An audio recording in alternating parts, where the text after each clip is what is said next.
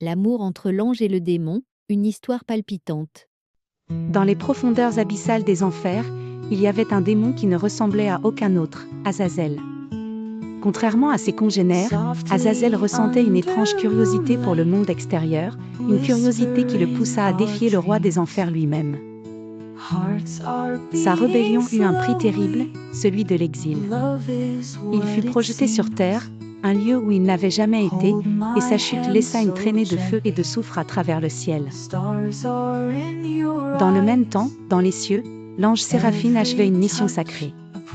Elle volait au-dessus des nuages, ses immenses ailes d'un blanc éclatant formant un arc gracieux sur le fond azur du ciel. Mais soudain, une force invisible la déstabilisa, et elle se mit à chuter, rapide et incontrôlable, s'écrasant parmi les arbres d'une forêt terrestre.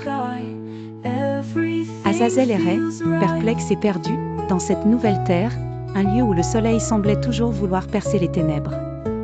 Alors qu'il avançait dans la forêt, il se retrouva face à une scène inédite. Là, parmi les branches brisées et feuilles éparpillées, reposait une créature de lumière, blessée mais rayonnante, Séraphine. Envahi par une émotion qu'il ne connaissait pas, Azazel s'approcha avec prudence. « Qui es-tu » demanda-t-il, la voix tremblante. « Je suis Séraphine, un ange du firmament » répondit-elle, bien que l'ombre de la douleur perçait dans ses paroles. « Et vous, qui êtes-vous »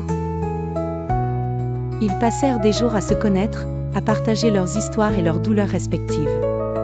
Azazel raconta son bannissement et Séraphine parla de ses craintes et des lois célestes. Malgré la différence de leur nature, il se créa un lien profond entre eux, un lien fait de compréhension et de respect mutuel. Au fur et à mesure que leur amour naissant grandissait, Azazel découvrit des couleurs et des émotions que le monde chaotique des enfers ne lui avait jamais offertes. Quant à Séraphine, elle trouva dans le regard de ce démon une tendresse qu'elle n'avait jamais imaginée possible. Pourtant, leur amour constituait un défi aux lois de l'univers, une menace aux équilibres établis depuis la nuit des temps. Les cieux et les enfers ne pouvaient permettre une telle transgression sans conséquence. Un jour, un messager céleste apparut à eux. « Séraphine, retourne aux cieux. Ne suis pas ta lumière avec les ténèbres » tonna la voix de l'envoyé. Mais Séraphine, le cœur déterminé, déclara « Je ne renierai pas l'amour qui m'a été donné. » Ensemble, Azazel et Séraphine affrontèrent les avertissements, prêts à endurer pour la vérité de leur amour. Finalement, un compromis fut trouvé par le grand conseil des cieux et les puissants seigneurs des enfers. Azazel et Séraphine furent autorisés à vivre ensemble sur une terre spéciale.